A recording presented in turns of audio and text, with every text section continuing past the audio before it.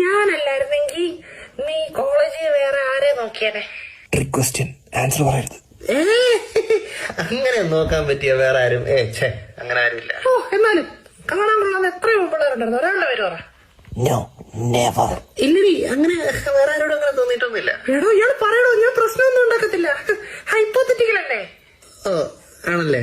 ആ അങ്ങനെയാണെങ്കി ഓർത്തെ ശ്രീലക്ഷ്മി നല്ലായിരുന്നു. ശ്രീലക്ഷ്മി CS-ലെ? Okay okay okay. ഇനി നീ ശ്രീലക്ഷ്മിയുടെ മുഖത്ത് നോക്കിന്നറിഞ്ഞ, മുഖത്ത് നോക്കിയാൽ പോട്ടെ, നീ CS ഡിപ്പാർട്ട്മെന്റിന്റെ അടുത്തൂടെ കാണാൻ പോയെന്നറിഞ്ഞ നിന്റെ കണ്ണി ഞാൻ കുത്തി പൊട്ടിക്കും, കാലും തല്ലുപിടിക്കും. അല്ല റെസ്പെക്റ്റീവ്ലി. അല്ല, നിനക്ക് ഞാനല്ലാതെ ഇതുപോലെ വേറെ ആരെവിടെ? നിനക്ക് നാണമുണ്ടോ എന്റെ തിന്മാരി മ്ലേച്ഛകരമായ ക്വസ്റ്റ്യൻ ചോദിക്കാൻ? അവന്റെ ശ്രീലക്ഷ്മി വേറെ ആരെങ്കിലും ഉണ്ടോ? ഇല്ല. എന്നാലും ഇല്ല. ദിവ്യ എങ്ങനെ കാണാൻ നല്ലതല്ലേ? ദിവ്യയുടെ മുടി നൈസാ. എന്നാ നീ ദിവ്യ നോക്കണം കൂടെ, ഞാൻ പോവാ.